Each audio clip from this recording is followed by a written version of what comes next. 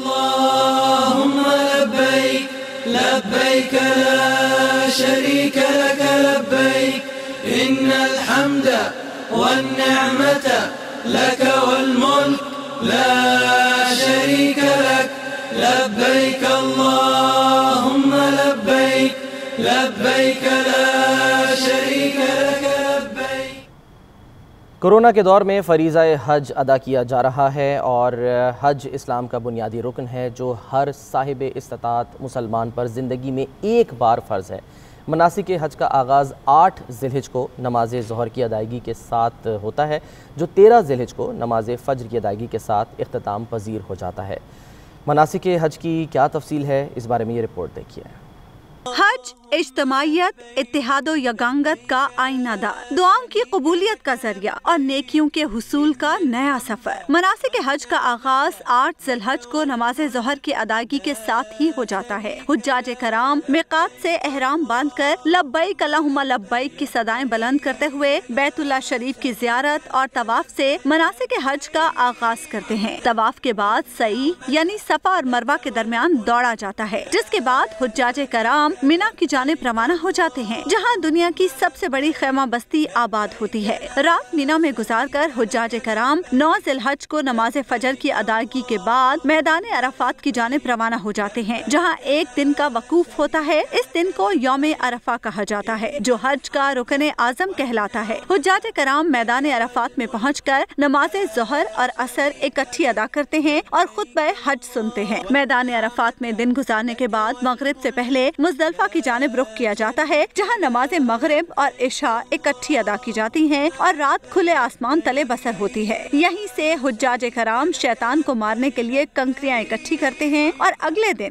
10 ذی الحج کو نماز فجر کی ادائیگی کے ساتھ ہی مینا کی طرف روانہ ہو جاتے ہیں جہاں پہنچ کر شیطان کو کنکریاں ماری جاتی ہیں اور قربانی کی سنت ادا کی جاتی ہے، جس کے بعد سر منڈوا دیا جاتا ہے اور ساتھ ہی احرام بھی کھول دیا جاتا ہے۔ حجاج کرام یہاں سے مکہ مکرمہ پہنچ کر طواف زیارت کرتے ہیں اور واپس پھر مینا کی جانب روانہ ہو جاتے ہیں جہاں ایام تشریق گزارتے ہیں۔ یہ رات مینا کی خیمہ بستی میں بسر ہوتی ہے اور دوسرے روز یعنی 11 ذی الحج کو پھر شیطان کو کنکریاں مارنے کا عمل دہرایا جاتا ہے۔ رات پھر مینا میں ہی بسر کرنے کے بعد اگلے روز 12 ذی الحج کو پھر شیطان کو کنکریاں ماری جاتی ہیں اور یہ رات بھی مینا میں ہی بسر ہوتی ہے۔ 13 ذی الحج کو نماز فجر کی ادائیگی کے بعد حجاج کرام مینا سے مکہ مکرمہ روانہ ہو جاتے ہیں جہاں پہنچ کر طواف وداع کیا جاتا ہے اور یوں اس مقدس فریضے کی ادائیگی کا عمل مکمل ہو جاتا ہے۔ تو حج کا رکن اعظم وقوف عرفہ آج ادا کیا جا رہا ہے اور اب سے کچھ دیر کے بعد خطبہ حج ہوگا جو کہ ہم آپ کو براہ راست دکھائیں گے، اور کیونکہ یہ خطبہ ہر سال کی طرح اس سال بھی عربی زبان میں ہوگا تو اس کے لیے بھی ہم نے آپ کے لیے بندوبست کیا ہے اور ترجمے کے ساتھ یہ خطبہ ہم آپ کو دکھائیں گے اور اس کا ترجمہ جو کریں گے اور اس پر جو گفتگو کریں گے آج اس کے لیے ہم نے دعوت دی ہے۔ اسٹوڈیوز میں ہمارے ساتھ موجود ہیں مذہبی اسکالر ہیں ڈاکٹر سید اسامہ بخاری صاحب، آپ کو خوش آمدید کہتے ہیں ڈاکٹر صاحب، اور ہمارے ساتھ موجود ہیں علامہ طاہر محمود بخاری صاحب، آپ بھی مذہبی اسکالر ہیں، آپ دونوں کو خوش آمدید کہتے ہیں اسٹوڈیو میں۔ علامہ صاحب سب سے پہلے آپ فرمائیے گا کہ یہ حج بڑا مختلف حج ہے کیونکہ جو ہمیں شرع نے بتایا وہ تو اس کے تحت ہم حج کرتے ہیں، لیکن اس دفعہ ہمیں انتظامیہ نے اور شرطہ نے بھی بتایا کہ SOPs جو ہیں انہیں کس طرح سے فالو کرنا ہے، اور بہت ہی ایک منظم انداز میں تقریباً 1000 حجاج کرام ہیں، شاید یہ خوش نصیب ہیں جن کو اس بار حج کی سعادت حاصل ہوئی ہے۔ کتنا مختلف ہے یہ حج؟ بسم اللہ الرحمن الرحیم، الحمدللہ رب العالمین والصلاة والسلام علی اشرف الانبیاء والمرسلین وعلی آلہ واصحابہ اجمعین، اما بعد۔ محترم بھائی، جس طرح آپ نے عرض کیا ہے کہ یہ ایک خوش نصیب لوگ ہیں جنہوں نے اس کرونا وبا کے اندر پوری انسانیت کی طرف سے، عالم اسلام کی طرف سے ہمارا ایک فریضہ جو تھا مسلمانوں کا اس کو ادا کیا ہے اور ادا کرنے جا رہے ہیں، تو الحمدللہ یہ ہماری سب مسلمانوں کی نمائندگی کر رہے ہیں۔ اور اسی طرح جس طرح سعودی حکومت نے SOPs کا خیال رکھتے ہوئے مسلمانوں کی نمائندگی کے لیے ان کو یہ اعزاز بخشا، یہ سعودی گورنمنٹ بھی اعزاز کی مستحق ہے۔ اللہ رب العالمین ان کے یہ اچھے کام کو قبول فرمائے۔ اور اسی طرح جس طرح مسلمان پوری دنیا کے اندر ایک تڑپ رکھتے ہیں، جذبہ رکھتے ہیں کہ کہ ہم سارے وہاں پر جمع ہوں، وہاں پر جا کر زیارت کریں، طواف کریں، قربانی کریں۔ تو اس طرح یہ تمام مسلمان جو چاہ رہے تھے، اگر یہ خدا نہ خاصہ اس پہ پابندی لگا دی جاتی، یہ اگر اس کو نہ کرنے دیا جاتا، تو ساری مسلمان جتنی قوم تھی ان کا ایک دل دکھنا تھا اور ایک جو فریضہ تھا اس سے یہ محروم ہو جانا تھا۔ اس لیے سعودی گورنمنٹ نے یہ تمام SOPs کا خیال رکھتے ہوئے اگر یہ انہوں نے یہ کردار ادا کیا ہے تو میں سمجھتا ہوں یہ ایک اعزاز ہے امت مسلمہ کے لیے۔ اللہ رب العالمین ہم سب کو بھی یہ زیارت کرنا نصیب فرمائے، اور جنہوں نے یہ ہماری یہ نمائندگی کی ہے، یقیناً کچھ باتوں سے وہ محروم ہوئے ہیں، جیسے حجر اسود کو وہ چوم نہیں سکتے، بیت اللہ کو ہاتھ نہیں لگا سکتے، بہت سارے ایسے کام ہیں۔ لیکن میں سمجھتا ہوں اگر ایک کرونا وبا کی وجہ سے، اگر یہ موذی وبا کی وجہ سے انہوں نے یہ قدم اٹھایا ہے تو یہ ایک انسانیت کی ہمدردی کے لیے، مسلمانوں کی ہمدردی کے لیے اٹھایا ہے۔ تو اللہ رب العالمین جو یہ فریضہ ادا کر رہے ہیں ان کا قبول فرمائے، اور آئندہ سال ہمیں بھی اللہ رب العالمین اپنی بارگاہ میں قبول فرمائے۔ آمین۔ اور ڈاکٹر صاحب آپ فرمائیے گا، جیسے کہ علامہ صاحب بھی کہہ رہے ہیں کہ ٹھیک ہے کہ خوش نصیب تو ہیں یہ، لیکن کچھ چیزوں سے محروم بھی رہیں گے یہ حجاج۔ سب سے بڑی جو یعنی کہ ہم یہ کہہ لیں کہ جو ایک جس کو سعادت سمجھا جاتا ہے وہ حجر اسود کو چومنا ہے، لیکن یہ اس دفعہ واقعی بہت سے لوگ جو ہیں جو گئے ہیں وہاں پر حجاج، وہ محروم رہیں گے حجر اسود کو چومنے سے۔ خانہ کعبہ کو، بیت اللہ کو ہاتھ لگانے سے، اس کو چھونے سے بھی منع کیا گیا ہے۔ ظاہر ہے یہ سب کچھ SOPs کے تحت ہی ہے۔ نحمد و نصلی علی رسول الکریم، اما بعد فاعوذ باللہ السمیع العلیم من الشیطان الرجیم، بسم اللہ الرحمن الرحیم۔ بلا شبہ آج بہت اہم دن ہے، اور میں سمجھتا ہوں پورے سال میں سے سب سے زیادہ افضل دن جو ہے وہ آج کا ہی ہے، اور نبی کریم صلی اللہ علیہ وسلم کے حدیث مبارکہ بھی ہے کہ یوم عرفہ ایسا دن ہے کہ رب العزت کسی کی بھی دعا جو ہے وہ رد نہیں فرماتا، اور ہمارے لیے بڑی سعادت ہے کہ آج ہم حج ٹرانسمیشن میں شریک ہیں، اور اللہ رب العزت نے ہمیں ان خوش نصیب بندوں میں شامل فرمایا جو آج اس حج ٹرانسمیشن میں بھی شریک ہیں، اور حج کا خطبہ جو ہے اس کا ترجمہ کرنے کی سعادت بھی حاصل کر رہے ہیں۔ جو آپ کا سوال ہے وہ بڑا اہم ہے، اور اس حوالے سے میں یہ عرض کرنا چاہوں گا کہ دین اسلام جو ہے یہ مکمل ضابطہ حیات کا نام ہے، اور دین اسلام کے حوالے سے تو آج کے دن ہی یہ آیت نازل ہوئی تھی کہ الیوم اکملت لکم دینکم واتممت علیکم نعمتی ورضیت لکم الاسلام دینا، کہ ہم نے دین اسلام کو مکمل دین بنایا ہے، یعنی مکمل زندگی گزارنے کا اسلوب اور جو ہے ضابطہ حیات جو ہے ہمیں سکھلا دیا گیا۔ یعنی کہ اگر 1400 سال بعد ہمیں یہ حالات کرونا وائرس کے پیش آ رہے ہیں، کووڈ-19 کے، تو اس کے اندر جو ہے ہم نے حج کیسے کرنا ہے، اس کے اندر بھی اسلام نے ہمارے لیے تعلیمات بڑی واضح کر دی ہیں، اور یہ اسلام کا کتنا خوبصورت خاصہ ہے کہ آج کے دن جو ہے ہمیں اپنے وہ جو سوشل ڈسٹنس کو، اور میں سمجھتا ہوں کہ جو ہمارے میڈیکل بورڈ نے جو ہمیں جو احتیاطی تدابیر بتائی ہیں ان پہ عمل کرتے ہوئے بھی آج ہم حج بیت اللہ الحمدللہ کر رہے ہیں، اور یہ میں سمجھتا ہوں بڑے خوش نصیب لوگ ہیں جو آج وہاں پہ پہنچے ہیں کہ جن کو اللہ رب العزت نے پوری امت مسلمہ میں سے جن کا چناؤ کیا ہے، اور وہ ہم بلا شبہ وہ انشاءاللہ ہم سب کی نمائندگی کر رہے ہیں، کیونکہ ہمیں یہ نبی کریم صلی اللہ علیہ وسلم کی امت کو یہ اعزاز ملا ہے کہ ہم جو جس نیکی کام کا ارادہ کرتے ہیں، نیت کرتے ہیں، اس نیت کا بھی ہمیں ثواب مل جاتا ہے۔ بلا شبہ جن افراد نے اس سال حج بیت اللہ کی نیت کی تھی، ارادہ کیا تھا، وہ بے شک اس حالات کی وجہ سے جا نہیں سکے، لیکن اللہ رب العزت نے ان کو ان کی نیت کا ثواب ضرور بضرور عطا فرما دیا ہے۔ اور دوسری بات جو ہم کر رہے تھے کہ جو حجر اسود کو چوم نہیں سکے اور بہت سارے جو چیزیں ہیں وہ ادا نہیں کر پائیں گے، میں سمجھتا ہوں کہ دین اسلام نے کیونکہ ہر دور کے لیے رہنمائی فرمائی ہے، نبی کریم صلی اللہ علیہ وسلم تشریف فرما تھے، متعدد افراد جو تھے وہ آپ کی بارگاہ میں حاضر ہو کے آپ کے ہاتھ مبارک پر بیعت کر رہے تھے، انہی میں ایک شخص ایسا آیا جسے کوڑ کی بیماری تھی اور متعدی بیماری میں مبتلا تھا، آقا علیہ السلام نے اس کو کہا بھی رک جاؤ، وہیں ٹھہر جو، میں نے یہاں سے تمہاری بیعت لے لی، جب تم صحت یاب ہو جاؤ گے، شفا حاصل کر لو گے، پھر آ جانا، پھر میں تم سے مصافحہ کر کے ہاتھ ملا لوں گا۔ حالانکہ ہمارا عقیدہ یہ آقا علیہ السلام اس کو اپنا ہاتھ مبارک لگا دیتے، اسے شفا مل جانی تھی، آپ دعا فرما دیتے، لیکن نمونہ پیش کیا ہے کہ آج اگر 1400 سال بعد ہمیں یہ حالات پیش آئے ہیں تو اس سے ثابت ہوا کہ بعض حالات میں مصافحہ کرنا بھی سنت نبی صلی اللہ علیہ وسلم ہے، اور بعض حالات میں مصافحہ نہ کرنا بھی سنت نبی صلی اللہ علیہ وسلم ہے۔ اس لیے جو بہت ساری چیزیں ہم رہ گئی ہیں تو اسے ہمیں جو ہے وہ میں سمجھتا ہوں دل نہیں خراب کرنا چاہیے، ہمیں وہ دین نے تعلیمات بتا دی، رش کی صورت میں بھی ہم جو ہے وہ قطع کلامی کی معافی ہے صاحب، کیونکہ ظاہر ہے آپ جو ہیں وہ سائنس کے بھی طالب علم رہے ہیں، آپ نے سائنس میں بیچلرز کیا ہے، تو یہ بڑی خوش نصیبی ہے ان لوگوں کے لیے جو دیکھ رہے ہیں ٹرانسمیشن، کیونکہ یہ معاملہ ہی ایسا ہے کہ لوگ لوگ ایک طرف تو ظاہر مذہبی بات کرتے ہیں اور یہ کہتے ہیں کہ بالکل جی ہمیں جو ہے وہ مساجد میں جانا چاہیے، سب کچھ کرنا چاہیے، لیکن سائنس جو ہے وہ کچھ اور کہتی ہے، وہ کہتی ہے نہیں آپ احتیاط کریں. اور اس کی مثال جو آپ نے جو ہے وہ واقعہ سنایا اور جو حدیث نبوی بھی ہے، آپ اس پہ زیادہ بہتر روشنی ڈال سکتے ہیں، جس میں کہا گیا کہ اگر کہیں پر آپ دیکھیں کہ کوئی کسی شہر میں وبا ہے تو آپ اگر اس شہر میں ہیں تو وہیں رک جائیں، اور اگر آپ اس شہر سے باہر ہیں تو پھر اس جگہ کا رخ نہ کریں. تو اس کے احکامات تو بڑے واضح ہیں، تو ہمیں تو سمجھنا چاہیے. جی بالکل، آپ بڑا خوبصورت بیان فرمایا تھا کہ اس کے اسلام نے تو بڑی واضح تعلیمات بیان فرما دیں. آقا علیہ الصلوۃ والسلام نے فرمایا متعدی بیماری والے شخص کو دیکھ کے اس طرح دور ہو جاؤ جس طرح شیر کو دیکھ کے انسان دور ہو جاتا ہے کہ وہ اس کو نقصان پہنچا سکتا ہے. اسی طرح میں سمجھتا ہوں سعودی حکومت کو اللہ رب العزت جزائے خیر عطا فرمائے کہ انہوں نے ان افراد کا مطلب 160 ممالک کے افراد ہیں جن کے انتخاب کیا گیا. آج وہ 1000 کی تعداد میں وہاں پر موجود ہیں، میدان عرفات کے اندر مسجد نبوی میں پہنچ چکے ہیں. تو میں سمجھتا ہوں کہ بڑا ان کے لیے اعزاز ہے کہ اللہ رب العزت نے ان کو یہ اعزاز بخش دیا ہے کہ وہ آج وہاں پہ موجود ہیں، اور اس وبا کے دوران بھی الحمدللہ وہاں پر جو ہے وہ اپنا فریضہ انجام دے رہے ہیں اور SOPs کے مطابق سے انجام دے رہے ہیں. جو دوسری بات ہم کر رہے تھے وہ یہ تھی کہ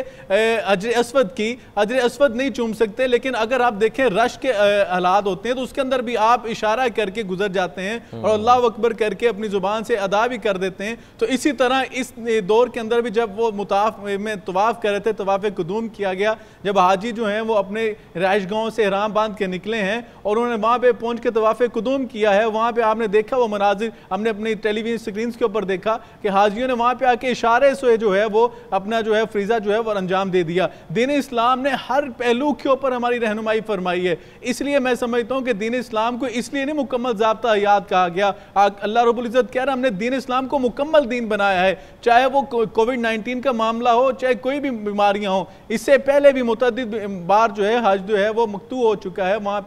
پہ قطع ہوا کہ بیماری کی وجہ سے متعدی بیماری تھی، اس وجہ سے حج ادا نہیں ہو سکا. لیکن الحمدللہ آج حج بھی ادا ہو رہا ہے اور بہت سارے لوگ جو ہے ٹیلی ویژن سکرینز کے اوپر موجود ہیں. اور میں سمجھتا ہوں کہ دین اسلام نے کسی کو محروم نہیں چھوڑا. آج جو یوم عرفہ کے دن لوگ وہاں پہ موجود ہیں اور جو وہاں پہ موجود نہیں ہیں ان کے لیے کیا خوبصورت بیان فرما دیا کہ وہ آج کے دن روزہ رکھ لیں. جو عرفات سے باہر ہیں تو وہ روزہ رکھیں، تو اس روزے کی برکت سے اللہ رب العزت مسلمان کی زندگی کے پچھلے سال کے گناہ اور آنے والا آئندہ سال جو ہے اس کے تمام گناہوں کو معاف کر دیا جاتا ہے. اور اللہ رب العزت آج کے دن پوری روئے زمین پر انسان کہیں بیٹھ کر اللہ کی بارگاہ میں گڑ گڑا کر دعا کر لے سچے دل سے کہ اے اللہ آج تو نے وعدہ کیا ہے کوئی مغفرت طلب کرنے والا میں تو اسے بخشنے دینے آیا ہوں، ہے کوئی مجھ سے رزق کا سوال کرنے والا آج میں اسے رزق عطا کرنے آیا ہوں، ہے کوئی مجھ سے اپنی عطا لینے والا تو میں اس کو عطا دینے آیا ہوں. تو آج اللہ رب العزت کی بارگاہ میں ہمیں دعائیں بھی کرنی ہیں پوری امت مسلمہ کے لیے، اپنے ملک عزیز کے لیے اور اپنے رشتہ داروں اقارب کے لیے، اور خاص طور پہ ان افراد کے لیے جو کووڈ-19 کے شکار ہوئے، بے شک وہ شہید ہو چکے یا بیمار ہیں یا مالی مشکلات کے شکار ہو چکے، اور بہت سارے لوگ ایسے ہیں واللہ جو پچھلے سال دینے والوں میں سے اس سال جو ہے وہ لینے والوں میں سے ہو چکے ہیں. اللہ رب العزت ان سب اپنا خاص انعام نازل فرمائے. یقیناً علامہ صاحب ہر سال جب خطبہ حج ہوتا ہے تو بڑا اہم پیغام جو ہے وہ خطبے سے جاتا ہے. اس مرتبہ ظاہر ہے جو خطبہ حج اب سے کچھ دیر کے بعد جس کا آغاز ہونے جا رہا ہے، اور ہم یقیناً آپ سے درخواست کریں گے آپ دونوں سے کہ جب خطبہ حج دیا جا رہا ہو تو وہ عربی زبان میں ہوگا، تو آپ اس کا جو ہے وہ ترجمہ کریں اور اپنے ہمارے ناظرین تک بتائیں، کیونکہ بہت اہم باتیں کی جاتی ہیں. اس سے پہلے جیسے ہم نے دیکھا کہ تمام مسلمانوں کو ایک ہونے کا پیغام دیا جاتا ہے، دہشت گردی کو کسی بھی شکل میں رد کرنے کا پیغام دیا جاتا ہے اور امن کا پرچار کیا جاتا ہے. اس دفعہ آپ کو کیا لگتا ہے کہ وہ کون سے اہم نکات ہیں جو کہ خطبے میں بیان کیے جا سکتے ہیں؟ جی بے شک جس طرح ہر سال خطبہ حج کے اندر امت مسلمہ کے اتحاد کی بات کی جاتی ہے، اس دفعہ انشاءاللہ یہی بات ہوگی. اور ساتھ ساتھ جس طرح میں تو سمجھتا ہوں یہ جو کرونا وبا کے اندر مسلمانوں نے جو کردار ادا کیا ہے، بالخصوص مسلمان جو ہیں انہوں نے ہر طرح جو اجتماع تھے ان کو بھی کینسل کر دیا، جو عبادات تھی نمازیں اکٹھی پڑھنا ان کو بھی انہوں نے کہا کہ صف بندی کو توڑ دیں، الگ الگ کھڑے ہو جائیں. یہ کرونا وبا کو بھی اس کے اندر امام حج انشاءاللہ بیان فرمائیں گے کہ مسلمانوں نے ایک اہم کردار ادا کیا ہے. اور جس طرح ہماری حکومت نے بھی الحمدللہ یہ کہا ہے کہ مسلمانوں نے مذہبی جماعتوں نے ہمارے ساتھ بہت اچھا تعاون کیا ہے، مساجد کے اندر بھی SOPs کا خیال رکھا، یہ بھی امام حج انشاءاللہ بیان کریں گے. اور بالخصوص جو وقت کی ضرورت ہے دہشت گردی کے حوالے سے اور امت مسلمہ کے اتحاد کے حوالے سے یہ بیان کیا جائے گا۔ اور اس کے اندر سب سے اہم بات جو یہ ہے کہ مسلمان جو آپس کے اندر ایک دوسرے پہ فتویٰ بازی کرتے ہیں، ایک دوسرے کو کفر کے فتوے لگاتے ہیں، تکفیر کے فتوے لگاتے ہیں، امام صاحب اس کا بھی رد کریں گے، وہ ہر سال ہوتا بھی ہے۔ اور انشاءاللہ آئندہ یہ جو خطبہ حج ہے اس کے اندر یہ بیان کیا جائے گا، اور ساتھ ساتھ ہمیں نصیحت بھی ہوگی کہ ہم جو مسلمان ہیں بھی من حیث قوم ایک قوم بن کے ایک امت بن کے زندگی گزاریں، نہ کہ فرقوں کے اندر بٹ کر ہم زندگی گزاریں۔ اگر ہم نے فرقہ واریت ہی کرنی ہے تو فرقہ تو بنانا اسلام کے اندر حرام ہے، کیونکہ اللہ رب العالمین نے فرمایا وَلَا تَفَرَّقُوا، فرقہ بندی نہیں کرنی ہے آپ نے۔ جب ہم فرقہ بندی کرتے ہیں تو فرقوں کے اندر جب ہم اپنے آپ کو شامل کر لیتے ہیں تو گویا کہ ہم اسلام کی روح کو چھوڑ دیتے ہیں، اسلام سے باہر نکل جاتے ہیں۔ اور انشاءاللہ امام حج امت مسلمہ کے اتحاد کے ساتھ ساتھ یہ جو وبا ہے اس سے بچنے کے بھی دعا بھی فرمائیں گے اور اللہ رب العالمین کے ہاں گڑ گڑائیں گے بھی، اور جو وہاں پہ مسلمان حاضر ہیں وہ بھی انشاءاللہ دعا میں شامل ہوں گے۔ اس کے ساتھ ساتھ ہمیں بھی شامل ہونا چاہیے کہ ہم دعا کریں اللہ رب العالمین اس وبا کو، اس موذی چیز کو ہم سے چھٹکارا دے دے، اللہ ہم سب کو بچا لے اس سے۔ یقیناً اسی دعا کے ساتھ ایک بریک لیں گے، جس طرح سے علامہ صاحب نے بھی کہا، اور حکم بھی یہی ہے کہ اللہ کی رسی کو مضبوطی سے تھامے رہو اور تفرقے میں نہ پڑو۔ بریک لیتے ہیں، بریک کے بعد واپس آتے ہیں۔ اللہم لبیک لبیک لا شریک لک لبیک ان الحمد والنعمت لک والملک لا شریک لک لبیک اللہم لبیک لبیک لا شریک لک لبیک۔ JNN کی خصوصی حج ٹرانسمیشن میں آپ کو خوش آمدید کہتے ہیں۔ مناظر آپ کو دکھا رہے ہیں مسجد نمرہ کے، جہاں پر خطبہ حج اب شروع ہوا چاہتا ہے، اور اس بار اس کی ذمہ داری شیخ عبداللہ بن سلیمان المنی کے ذمہ ہے۔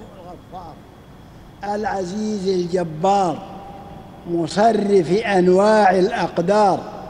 ليمتاز الاخيار عن الاشرار تفضل على العباد بالنعم الغزار والخير الدرار، ويتخلل ذلك بعض المصائب لحكم ومصالح قدرها الحكيم الغفار، وأشهد أن لا إله إلا الله وحده لا شريك له الواحد عالم الأسرار۔ امام صاحب نے خطبہ سٹارٹ کیا خطبہ مسنونہ سے۔ سب سے پہلے انہوں نے اللہ رب العالمین کی حمد و ثنا بیان کی ہے،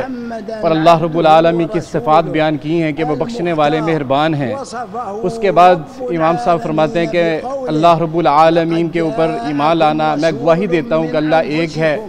اسی کی عبادت کرنی چاہیے، اس کے علاوہ کسی اور کی عبادت نہیں کرنی چاہیے، اور اس بات کی گواہی دیتے ہیں کہ محمد صلی اللہ علیہ وسلم اللہ کے بندے اس کے رسول ہیں، اور نبی صلی اللہ علیہ وسلم کو اللہ رب العالمین نے امت مسلمہ کے لیے ایک آئیڈیل شخصیت بنا کے بھیجا ہے، اور انہی کی اطاعت کرنی ہے۔ فَكَانُوا مِنْ أَفْضَلِ الْأَبْرَارِ۔ امام صاحب فرما رہے ہیں نبی کریم صلی اللہ علیہ وسلم کو آپ میں مبعوث فرمایا اور آپ کو میٹھی زبان والا بنا کر بھیجا۔ آپ کی میٹھی زبان کی برکت سے آپ کے ارد گرد رہنے والے لوگ آپ کی اس میٹھی زبان کی دعوت اور تبلیغ کی برکت سے آپ کے قریب آنا شروع ہو گئی، اور دین اسلام ہمیشہ امن کا پیغام دیتا ہے، اور دین اسلام نے اللہ کے رسول صلی اللہ علیہ وسلم کی وساطت سے اللہ نے دین کا پیغام پہنچایا، اور آقا علیہ السلام نے دعوت کا وہ اسلوب اپنایا جو دین اسلام کی منشا تھی، اور اس دعوت کے اسلوب کی برکت سے جوگ لوگ اسلام میں داخل ہونا شروع ہو گئے۔ اس طرح امام صاحب فرما رہے ہیں قرآن کی آیت وَلَقَدْ وَصَّيْنَا الَّذِينَ کہ اللہ رب العالمین فرماتے ہیں کہ میں نے آپ کو یہ وصیت کر دی ہے کہ اَنِ اتَّقُوا اللَّهَ، اللہ سے ڈرنا ہے، اس کے علاوہ کسی اور سے نہیں ڈرنا ہے۔ وَإِن تَكْفُرُوا، اگر آپ اس چیز کا انکار کر دیتے ہیں تو اللہ رب العالمین آپ کی اس انکار سے غنی ہے، آپ کی انکار سے اللہ کا کوئی نقصان نہیں ہے،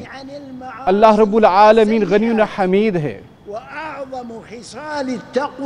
امام صاحب فرما رہے ہیں دین اسلام میں قرآن کریم کے اندر تقوی کے حوالے سے بڑا زور دیا، اور قرآن فرما رہا ہے اس تقوی کی تلقین تم سے پہلے لوگوں کو بھی کی گئی، اور وصیت فرمائی گئی کہ تقوی اختیار کرنا ہے، اللہ کی پرہیزگاری یہ دین اسلام کا ملخص ہے، دین اسلام کی منشا ہے، جو انسان پرہیزگار بن جاتا ہے، تقوی اختیار کرتا ہے، وہ دیگر برائیوں سے محفوظ ہو جاتا ہے۔ اور قرآن کریم میں اللہ رب العزت فرماتا ہے کہ اے انسانوں، اللہ سے ڈرو جس نے تمہیں پیدا کیا اور اس کی عبادت کرو، اور جس نے تمہیں پیدا فرمایا اور تم سے پہلوں کو پیدا فرمایا، اور آپس میں اتحاد اور محبت کے ساتھ رہو۔ اور وہی اللہ ہے جو تمہیں پالنے والا ہے، جس کے سوا کوئی الہ نہیں۔ دنیا کے اندر تمہیں اللہ کے سوا کوئی الہ نہیں ملے گا، اور وہی الہ ہے جو انسان کی زندگی اور موت کے فیصلے کرتا ہے، اور تمہارے رزق کے اور تمہاری زندگی اور موت کے، تمہاری اولاد کے، تمہارے خوشی اور غمی کے فیصلے جو کرتا ہے، وہی اللہ رب العزت ہے، جس کے سوا کوئی الہ نہیں ہے، اور اسی کی عبادت کرو۔ اسلام کی منشا یہی ہے کہ اللہ وحدہ لا شریک کی عبادت کی جائے۔ امام صاحب قرآن کریم کے آیات تلاوت کر رہے ہیں اور ان کے فرما رہے ہیں کہ اللہ رب العالمین کے ساتھ کسی کو شریک نہیں کرنا، اللہ رب العالمین کی ہی خالصتاً عبادت کرنی ہے۔ اور ساتھ انہوں نے وہ آیت مبارکہ تلاوت فرمائی کہ اللہ نے انبیاء کو وصیت فرمائی، وہی فرمائی کہ آپ نے اللہ رب العالمین کے ساتھ کسی کو شرک نہیں کرنے دینا، اور اللہ رب العالمین فرماتی اگر کسی نے شرک کیا تو لا يحبطن عمل،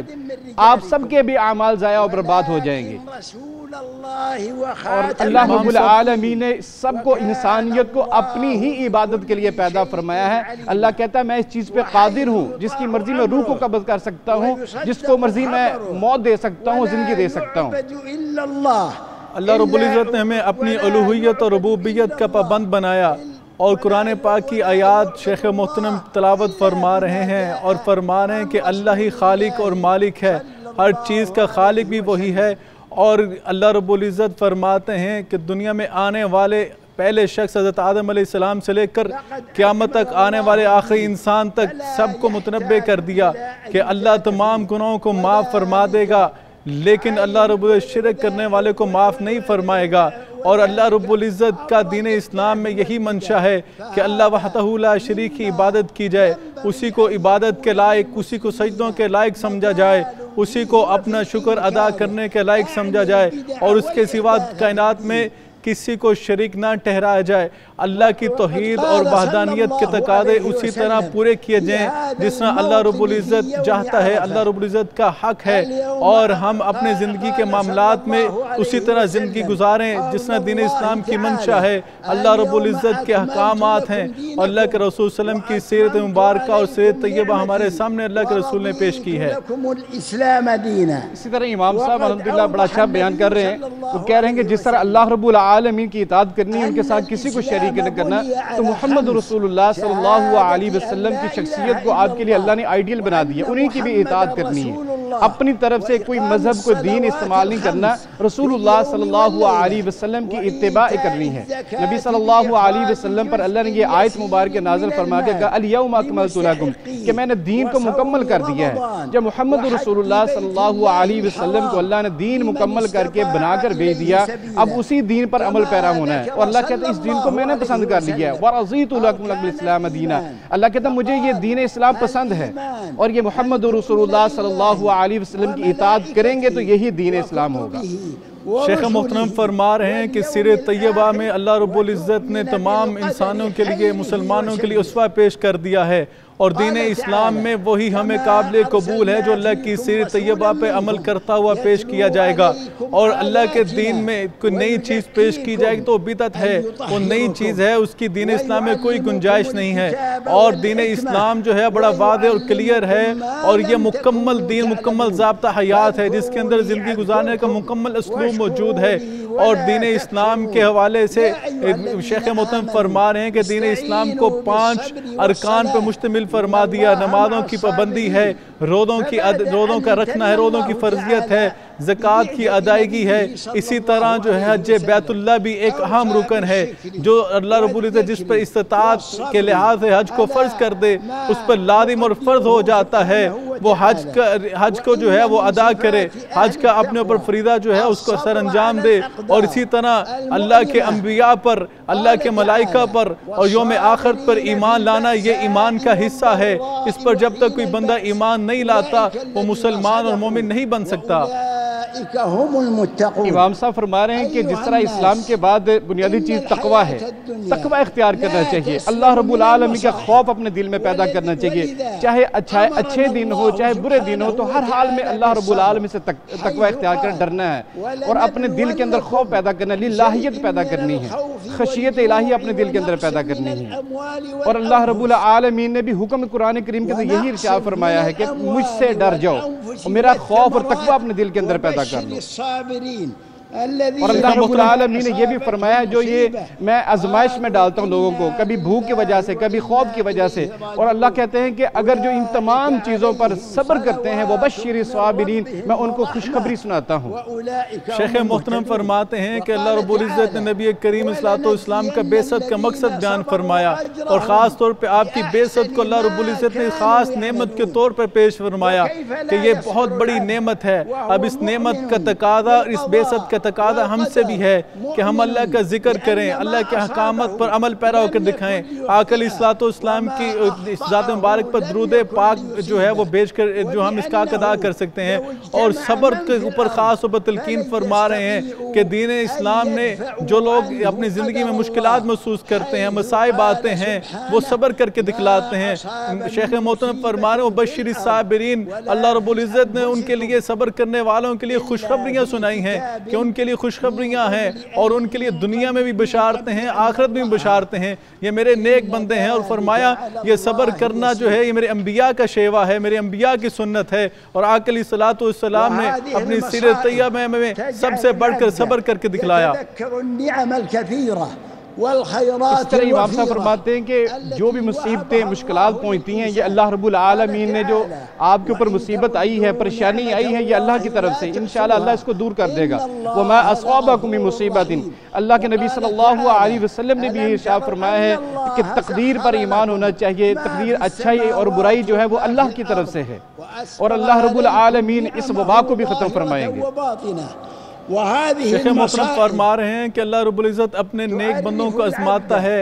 آزمائشوں کے لحاظ سے، مصیبتوں کے لحاظ سے اللہ رب العزت پر آزمائشیں بیچ کر آزماتا ہے کہ میرے بندے ایمان میں کتنے مضبوط ہیں۔ جو بندے اللہ کے اوپر ایمان میں مضبوط ہیں وہ ان آزمائشوں میں صبر کر کے دکھلاتے ہیں، اور پھر اللہ رب العزت ان کے لیے آسانیوں کے رستے پیدا فرماتا ہے۔ وہ انسان جو ہیں وہ پھر دنیا کے اندر اللہ رب العزت کے اوپر توقع رکھتے ہوئے اللہ رب العزت ان کے اوپر ایسے راستے کھول دیتا ہے کہ وہ اللہ کے نور کی روشنی میں سفر طے کرتے ہیں، انہیں پھر ظلمت کا سامنا نہیں کرنا پڑتا، انہیں تاریکی کا سامنا نہیں کرنا پڑتا۔ جو اللہ پہ توکل کرتے ہیں، صبر کرتے ہیں، اللہ کی بے جوئی آزمائش پر صبر کا پہاڑ بن کے دکھاتے ہیں، استقامت کا دامن تھامتے ہیں، اللہ رب العزت ان کے لیے روشنی کے مینار پیدا فرما دیتا ہے، روشنی کے راستے جو ہے وہ اللہ رب العزت نکال دیتا ہے۔ اللہ رب العزت اپنے پیارے مقرب بندوں کو آزمائشوں میں ڈالتا ہے، اور لیکن انسان جو ہے وہ اللہ کی طرف لوٹنے کے لیے، اللہ کی طرف پلٹنے کے لیے، ہر ٹائم اللہ کی طرف رجوع کرنے کے لیے ہر ٹائم وہ تیار رہتا ہے، اور وہ اپنا جذبات کے ساتھ اظہار یہ کرتا ہے کہ اے اللہ ہم تیرے ہیں اور تیرے طرف لوٹنے والے ہیں۔ اے اللہ میرے پاس جو اختیارات ہیں یہ تیری ہی اطاعت ہے، تیری عطا ہے، تیری ہی عنایت کردہ میرے پاس نعمتیں ہیں، اور تیری اطاعت کردہ عنایت کردہ نعمتوں پر میں عمل پیرا ہونے کی تجھ سے توفیق مانگتا ہوں۔ وَأَنْتُمْ فِيهَا خَالِدُونَ، اس طرح امام صاحب فرماتے ہیں کہ یا ایھا الناس انتم الفقراء، اللہ رب العالمین نے فرمایا قرآن کریم کے اندر تم فقیر ہو، تم مجھ سے مانگنے والے ہو، تم میرے در کے سوالی ہو، میں غنی ہوں، میں قادر ہوں ہر چیز پر، میں جو چاہوں کر سکتا ہوں۔ اللہ رب العالمین یہ بھی فرمایا جو تمہاری خواہشات ہیں، جو تم چاہتے ہو یہ ہو جائے وہ ہو جائے، اللہ کہتے ہیں کہ تمہارے اعمال جو ہیں اس کے بدلے میں تمہیں جزا دی جائے گی۔ اللہ رب العالمین قیامت کے دن حساب کریں گے، جو آپ چاہتے ہیں جو آپ کرتے ہیں یہ اللہ سب جانتا ہے۔ وَقَدْ وَعَدَ اللَّهُ بِالْفَرَجِ شیخ محترم فرما رہے ہیں کہ اللہ رب العزت نے اپنے آپ کو تم پر غنی بیان فرمایا کہ تم میرے فقیر ہو، میں غنی ہو، اور حمد کا لائق بھی میں ہوں، میری حمد کرو، میرا ہی شکر بجا لاؤ۔ اور امام صاحب فرما رہے ہیں کہ انسانوں اللہ کی نعمتوں کو یاد کرو جو اللہ نے تم پہ نعمتیں کی ہیں، اور یہ نعمتیں جو ہیں ان کا شکر ادا کرو۔ ان نعمتوں کے شکر ادا کرنے کی بدولت قیامت کے دن اللہ رب العزت تمہیں وہ نعمتیں عطا فرمائے گا جس کی تم چاہت کرو گے، جس کی تم تمنا کرو گے۔ وہ فرماتے ہیں یاد رکھیے یہ آزمائشیں دائمی نہیں ہوتی، یہ عارضی ہوتی ہیں، اور اللہ کی رحمت کی بدولت، اللہ کی رحمت کی برکت سے یہ چلی جاتی ہیں۔ اللہ رب العزت چند عرصے کے لیے، تھوڑے وقت کے لیے اپنے بندوں کو آزماتا ہے کہ میرے بندے آزمائشوں میں کس طرح میرے اوپر ایمان رکھتے ہیں، خوشی میں تو خوشحالی میں میرے اوپر تو اللہ رب العزت کے شکر تو ادا کرتے ہیں، لیکن بدحالی کے اندر میرے اوپر کیسا یقین اور کیسا تقویٰ رکھتے ہیں اور کیسے اپنے دل میں ایمان کے جذبات رکھتے ہیں۔ اللہ اپنے بندوں کو آزماتا ہے، اور اللہ کے نیک و مقرب بندے ہوتے ہیں جو ان آزمائشوں میں، ان مصیبتوں میں اللہ پر مکمل توکل کرتے ہیں، اللہ پر مکمل یقین رکھتے ہیں، اور اللہ کی طرف رجوع ہونے کا، اللہ کی طرف پلٹنے کا ارادہ کرتے ہیں، اور اللہ سے مدد کی طلب کرتے ہیں، اور کسی غیر کے آگے ہاتھ نہیں پھیلاتے، وہ اللہ سے ہی توکل کرتے ہیں، اللہ سے مدد مانگتے ہیں۔ ایاک نعبد و ایاک نستعین، خاص کر تیری عبادت کرتے ہیں اور خاص کر تو ہی سے مدد مانگتے ہیں۔ امام صاحب نے یہ آیت تلاوت فرمائی، لا یکلف اللہ نفسا الا ما آتا، کہ اللہ رب العالمین کسی بھی انسان کو اتنی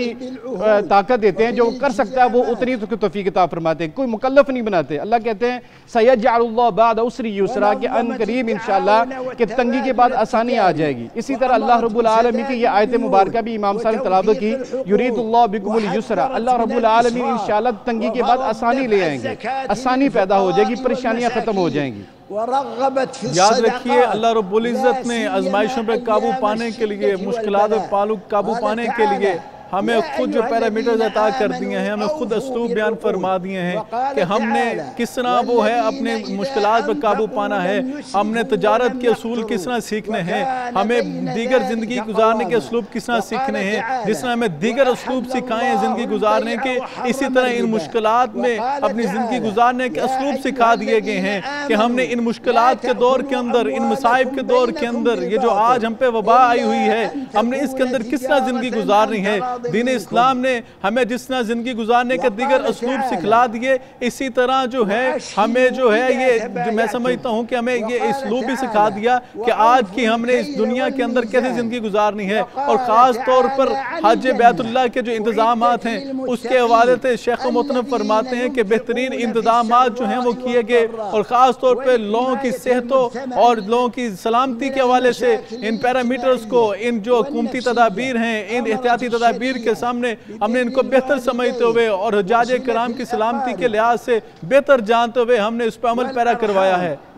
اس طرح امام صاحب کثرت کے ساتھ قرآن کی آیات تلاوت کر رہے ہیں، انہوں نے یہ بھی آیت پڑھی جس کے اندر اللہ نے فرمایا کہ وعدے کی پاسداری کرنی چاہیے، وعدے کو پورا کرنا چاہیے۔ اسی طرح امام صاحب نے یہ بھی آیت تلاوت فرمائی، وَأَحَلَّ اللَّهُ الْبَيْعَ وَحَرَّمَ الرِّبَا، کہ اللہ رب العالمین تجارت کو حلال کیا ہے اور سودی کاروبار کو اللہ نے حرام قرار دیا ہے، اور اللہ رب العالمین نے یہ بھی فرمایا کہ اللہ کے راستے میں خرچ کرو، سرًا وعلانیۃً، چاہے آپ چھپ کر خرچ کریں، چاہے آپ اعلانیہ طور پہ خرچ کریں، اللہ کے راستے میں خرچ کریں، صدقات خیرات ادا کریں۔ شیخ محترم فرما رہے ہیں کہ اللہ نے تمہارا مال ایک دوسرے پر چھینا جبتی سے حرام فرمایا ہے، کسی کے مال پر قبضہ کرنا دین اسلام میں حرام ہے، اور کسی کے مال پر نجائز نظر رکھنا بھی حرام ہے۔ اسی طرح اللہ رب العزت کی آیات مبارکہ جو ہیں قرآن کریم کے بیان فرما رہے ہیں۔ شیخ محترم نے فرمایا اللہ رب العزت ان بندوں کو پسند فرماتا ہے، الذین ینفقون فی السراء والضراء، جو چھپ کے بھی خرچ کرتے ہیں، جو علانیہ بھی خرچ کرتے ہیں، اللہ رب العزت پسند فرماتا ہے، وہ چاہے خوشی کی حالت میں ہو، چاہے وہ غمی کی حالت میں ہو، لیکن اس کے باوجود جو ان کے پاس میسر ہوتا ہے، چاہے وہ حتیٰ کہ آدھی کھجور کیوں نہ ہو، وہ بھی اللہ کی راہ میں خرچ کرنے کا جذبہ رکھتے ہیں۔ اور دین اسلام نے انسانوں کے لیے، مسلمانوں کے لیے بڑی آسانیاں پیدا فرمائی ہیں۔ اگر وہ بیمار ہے تو اس بیماری کے اندر اس کے لیے سہولیات، اس کے اندر رخصت بیان فرمائی ہے، اور اسی طرح قرآن کریم کا ارشاد مبارک بیان فرما رہے ہیں کہ ہم نے جو ہے اپنے حقوق کو پہچاننا ہے، کہ ہم نے والدین کے حقوق، دین اسلام نے ہم پہ کیا لازم کر دیا ہیں، ہمیں اپنے اپنے ڈومینز، اپنے اپنے پیرامیٹرز کو سمجھنا ہے۔ اولاد کے اوپر والدین کے کیا حقوق ہیں، والدین پر اولاد کے کیا حقوق ہیں، والدین کو کبھی اف تک نہیں کہنا۔ آج کے اس دور میں اولڈ ایج ہوم کا وہ بیان کر رہے ہیں، دین اسلام میں تو والدین کو اف تک کہنے سے منع کیا ہے، ان کی تعظیم، ان کے سامنے جب پیش ہو تو کندھے جھکا کر جاؤ، اور ان کو کبھی جھڑکنا نہیں ہے۔ والدین کا مقام بیان کیا جا رہا ہے کہ اللہ رب العزت نے ریاست مدینہ کے جو اصول بیان فرمائے ہیں، اس میں دوسرا اہم اصول یہ ہے کہ بالوالدین احسانا، اس طرح امام صاحب نے والدین کے ساتھ ساتھ اللہ کی توحید کے بارے میں بھی بیان فرمایا کہ اللہ تعبدوا الا اللہ، اللہ کے علاوہ کسی اور کی عبادت نہیں کرنی، اور ساتھ والدین کے بارے میں فرما دیا۔ اس کے بعد فرمایا کہ آپ نے عزیز و قارب کا بھی خیال رکھنا ہے، اور اسی طرح فرمایا کہ آپ نے اللہ کے راستے میں خرچ کرنا ہے، اور ساتھ اسراف اور تبذیر سے بھی منع فرما دیا کہ آپ نے فضول خرچی نہیں کرنی اور کنجوسی بھی اختیار نہیں کرنی، اور اللہ رب العالمین کے راستے میں خرچ کرنا ہے۔ شیخ محترم فرما رہے ہیں زوجین کے آپس میں بڑے حقوق ہیں، اولاد جس طرح اولاد کے والدین پہ حقوق ہیں، والدین کے اولاد پہ حقوق ہیں، اسی طرح میاں کے بیوی پر، بیوی کے میاں پر، شوہر پر حقوق ہیں۔ ہمیں ان حقوق کو ادا کرنا ہے۔ جب اپنے حدود سے، اپنے ڈومین سے، اپنے پیرامیٹر سے ہم تجاوز کرتے ہیں، معاملات میں بگاڑ وہاں سے آتا ہے۔ دین اسلام نے جو حدود قائم کر دی ہیں شوہر کی ہیں تو وہ اپنے حقوق کو پورا ادا کرے، اگر بیوی کی ہیں وہ اپنے حقوق کو پورا ادا کرے۔ جب یہ دونوں طرف سے اپنے حقوق اور فرائض کی ادائیگی ہوتی ہے تو معاشرے میں حسن پیدا ہوتا ہے، وہاں پہ آسانیاں آتی ہیں، وہاں پہ مشکلات چلی جاتی ہیں۔ اور اسی طرح فرماتے ہیں کہ رشتہ داروں کی ترتیب کے حوالے سے کہ رشتہ داروں اقارب میں جس طرح والد کا بھائی جو ہے چچا وہ باپ کی حیثیت رکھتا ہے، اسی طرح خالہ جو ہے وہ ماں کی حیثیت رکھتی ہے۔ والدین موجود نہیں ہیں تو ان کو وہی درجہ دیا جائے جو والدین کو درجہ دیا جاتا ہے۔ امام صاحب نے اتحاد امت کے حوالے سے گفتگو فرمائی، کہا کہ اللہ رب العالمین نے فرمایا کہ میری رسی کو مضبوطی کے ساتھ پکڑ لیں۔ اس کے اندر آپ نے فرقہ واریت کی تردید کر رہے ہیں کہ آپ نے فرقہ واریت کے اندر ملوث نہیں ہونا، اور اللہ رب العالمین نے یہ بھی حکم دیا کہ عدل و انصاف قائم کرنا ہے، بے انصافی کا جو پیمانہ ہے اس کو ختم کر دینا ہے۔ امت کے اندر جو بے راہ روی کے لوگ بے راہ روی کا شکار ہو چکے ہیں ان کو سمجھا رہے ہیں کہ آپ نے سیدھے رستے کو اختیار کرنا ہے، اور اللہ رب العالمین جو ہے وہ ہر ایک کی بات کو سن بھی رہا ہے، دیکھ بھی رہا ہے۔ شیخ محترم بیان فرما رہے ہیں کہ حکمرانوں کے رعایا پر بڑے حقوق ہیں اور رعایا کے حکمرانوں پہ بڑے حقوق ہیں۔ حکمرانوں کے رعایا کے جان و مال اور عزت آبرو کا تحفظ کرنا ہے، اور اسی طرح جو رعایا ہے اس کو جو حکمرانوں کے بنائے ہوئے قوانین ہیں جو اسلام کی روح سے جائز ہیں ان کے اوپر عمل پیرا ہونا ہے، اور ان کے اوپر عمل پیرا ہوتے ہوئے قرآن نے کہا اطیعوا اللہ واطیعوا الرسول واولی الامر منکم، جس طرح اللہ اور اس کے رسول کی اطاعت فرض ہے اسی طرح حکمرانوں کی اطاعت بھی فرض ہے۔ ہمیں اپنے حکمرانوں کی اسی طرح اطاعت کرنی ہے جس طرح اللہ اور اس کے رسول کی اطاعت کر رہے ہیں، بجائے اس کے کہ وہ اللہ کی معصیت کو حکم دے۔ اور اسی طرح فرمایا کہ اولی الامر جو ہے اس کی اطاعت اس لیے لازم ہے کہ تاکہ نظام ریاست جو ہے، نظام معیشت ہے، نظام اسٹیٹ ہے، وہ برقرار رہے اور معاشرے میں بے چینی اور بے قراری نہ رہے، اور معاشرے کا توازن جو برقرار رہے تاکہ ایک فلاحی ریاست کے طور پر ہم سب نے پیش ہو سکیں۔ اس طرح امام صاحب نے ایک اسلوب بیان کر دیا ہے کہ آپ فرقہ واریت کو، جھگڑے کو ختم کرنا چاہتے ہیں تو فَإِن تَنَازَعْتُمْ فِي شَيْءٍ فَرُدُّوهُ إِلَى اللَّهِ وَرَسُولِهِ، اللہ اور اس کے رسول کی اطاعت کی طرف لوٹیں۔ یہ آپ کے لیے بہترین طریقہ اور اچھا انداز ہو سکتا ہے۔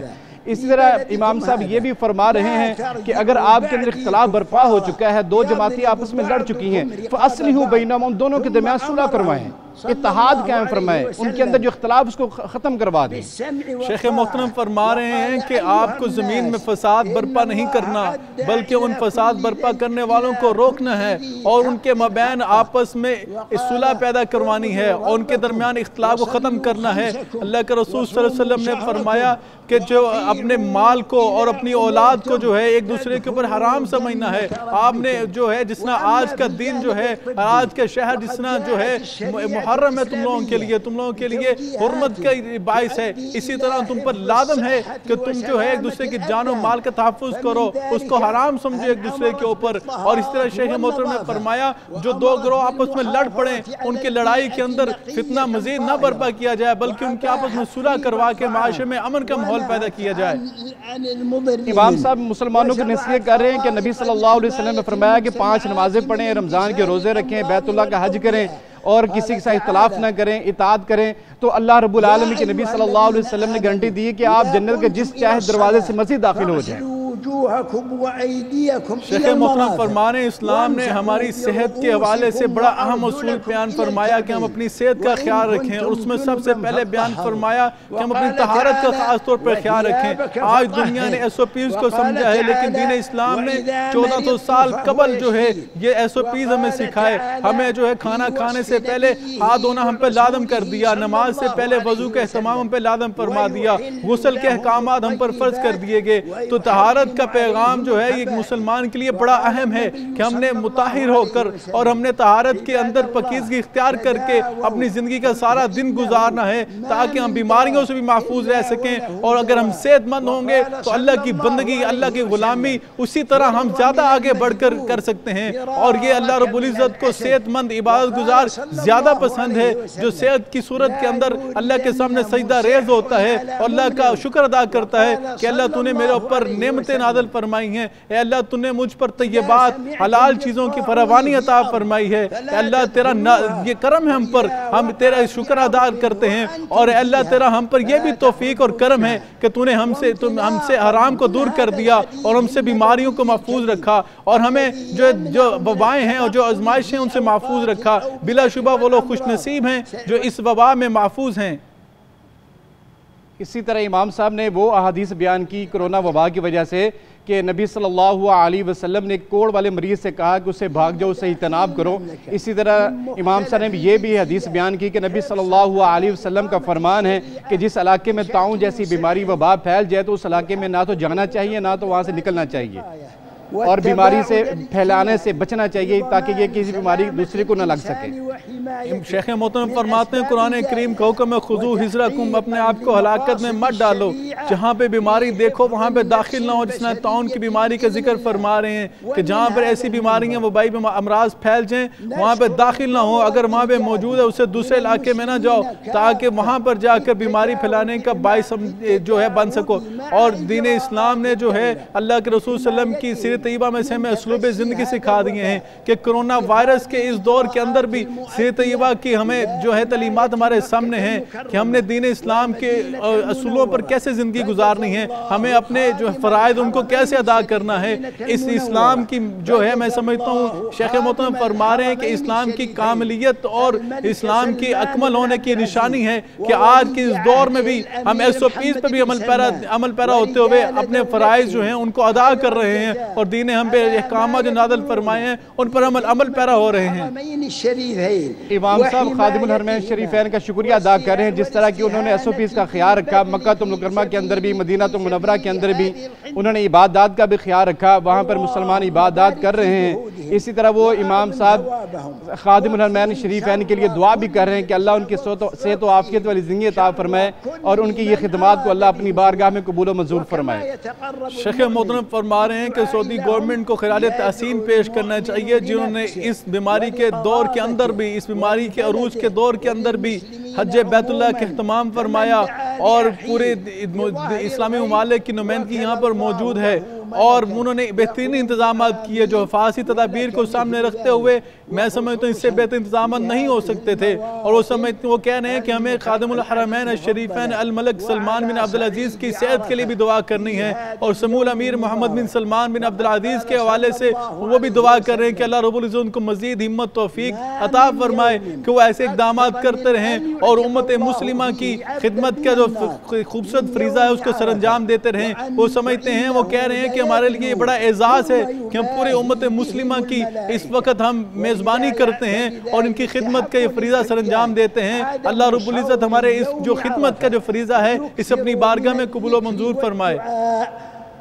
امام صاحب میدان عرفہ کے حوالے سے بیان کر رہے ہیں کہ اللہ نے میدان عرفہ کی بہت زیادہ فضیلت بیان کی ہے، فرمایا کہ یہاں پہ جو جمع ہو جاتا ہے اس کے سارے اللہ گناہ معاف کر دیتا ہے، تو یہ حج کا سب سے اہم ترین رکن ہے، اور میدان عرفہ میں جمع ہونے والے وہ ایسے ہو جاتے ہیں گویا کہ جیسے وہ آج پیدا ہوئے۔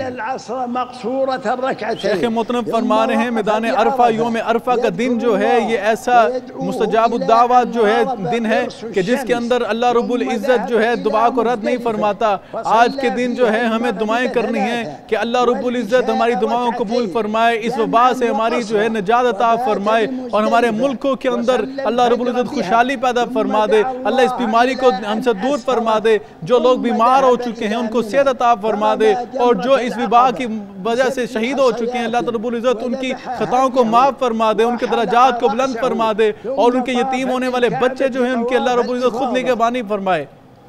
امام صاحب باقی جو ارکان حج کے رہ گئے ان کے بارے میں بیان کر رہے ہیں کہ اس کے بعد قربانیاں بھی ہوں گی، اس کے بعد لوگ اپنی حجامت بھی کروائیں گے، بال بھی کٹوائیں گے. وہ بیان کر رہے ہیں کہ اس کے بعد طواف بھی ہوگا، طواف وداع بھی ہوگا، اور اسی طرح جمرات کنکریاں وغیرہ بھی ماری جائیں گی. یہ طریقہ بیان کر رہے ہیں. شیخ محترم فرماتے ہیں کہ ہم نے رات دعائیں مانگی ہیں اللہ کی بارگاہ میں کہ اللہ جو یہاں پہ آئے ہیں تیری توفیق اور رحمت کے ساتھ آئے ہیں، اے اللہ جو نہیں آ سکے، اے اللہ تو ان کی ہماری طرف سے نیابت، ہم ان کی نیابت کر رہے ہیں. اللہ ان کی نیت کو یا اللہ تو جانتا ہے، تو دلوں کے بیت جاننے والا ہے. اے اللہ تو انہیں نیت کی بدولت اجر عطا فرما دے، اور اے اللہ اگلے سال ہمیں اس سے زیادہ جو ہے، ہمیں اس سے زیادہ جذبے کے ساتھ حج بیت اللہ کرنے کی توفیق عطا فرما دے. اور اے اللہ ہماری دعاؤں کو، اور جو ہم یہاں پہ ذکر و اذکار کر رہے ہیں اس کو اپنی بارگاہ میں قبول فرما لے. اور امام صاحب فرما رہے ہیں کہ ہمیں آج کے دن کی بڑی اہمیت سمجھنی ہے. مغرب کے وقت تک اللہ نے ہمیں بڑا وقت دیا ہے، ہمیں پوری امت مسلمہ کے لیے، اپنے ملکوں کے لیے، اپنے رشتہ داروں اقارب کے لیے خاص طور پہ دعاؤں کا اہتمام کرنا ہے. امام صاحب دعا کے بارے میں فرما رہے ہیں کہ دعا کرنی چاہیے. دعا کی فضیلت بھی بیان کر رہے ہیں کہ اللہ نے حکم دیا ہے، اور اللہ رب العالمین فرماتے ہیں کہ میں آپ کی دعا کو سنتا ہوں. اور ساتھ یہ آیت بھی پڑھی وَإِذَا سَأَلَكَ عِبَادِي کہ اے میرے بندے میں تیرے قریب ترین ہوں، تو مجھ سے سوال کر، مجھ سے مانگ، میں تیری دعا کو قبول فرماؤں گا. شیخ محترم فرماتے ہیں میں تو شارک، اللہ رب العزت فرماتا ہے قرآن کریم میں تو شارک سے بھی زیادہ قریب ہوں. یہ آپ سے پوچھتے ہیں کہ اللہ اگر دور ہے تو ہم زور سے ندا دیں، اگر قریب ہے تو چھپ کے پکاریں. اے پیارے حبیب آپ انہیں فرما دیجئے کہ میں تو ان کی شارک سے بھی زیادہ قریب ہوں. یہ جس زبان میں، جس اسلوب سے مجھے پکاریں گے، میں سننے والا ہوں، میں عطا کرنے والا ہوں. آج کے دن اللہ رب العزت فرماتا ہے اے کوئی مجھ سے رزق طلب کرنے والا، میں اس کو رزق عطا فرماؤں گا. جتنے بے روزگار ہیں آج اللہ سے دعائیں مانگیں، اے اللہ ہمارے روزگار میں حلال رزق میں برکت عطا فرما دے. اس کرونا کی وجہ سے بے روزگار ہو چکے ہیں، خاص طور پہ ان کے لیے دعا فرمائیں. اور شیخ محترم فرما رہے ہیں کہ یا اللہ ہمارے ملک میں اندر، ہمارے ملکوں کے اندر، ہمارے شہروں کے اندر یا اللہ امن و امان پیدا فرما دے، بیماروں کو صحت عطا فرما دے. امام صاحب نے بالخصوص خادم الحرمین شریفین کے لیے دعا کروائی ہے کہ اللہ رب العالمین شاہ سلمان کو صحت و عافیت والی زندگی عطا فرمائے. اسی طرح ان کی خدمات کا اعتراف کیا ہے، اور ساتھ ساتھ انہوں نے محمد بن سلمان کے لیے بھی دعا کی ہے کہ اللہ رب العالمین اس کی کوششوں کو، کاوشوں کو بھی قبول فرمائے، اور امت کے اتحاد کے لیے جو کام کر رہے ہیں اس کو وہ قبول و منظور فرمائے.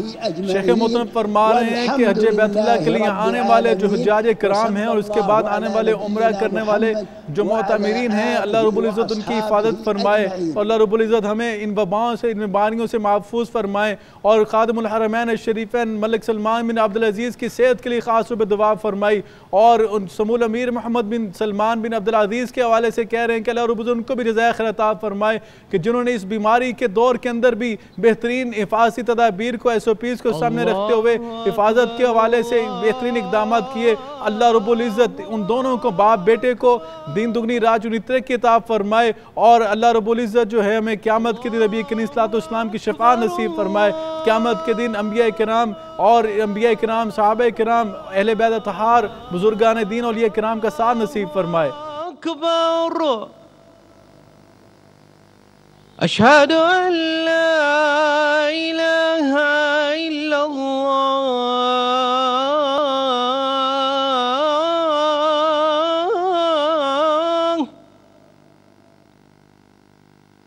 اشہد ان لا الہ الا اللہ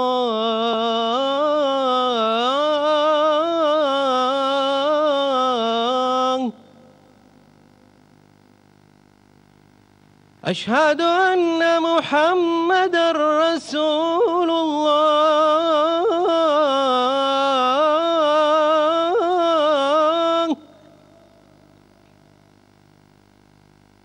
اشہد ان محمد رسول اللہ.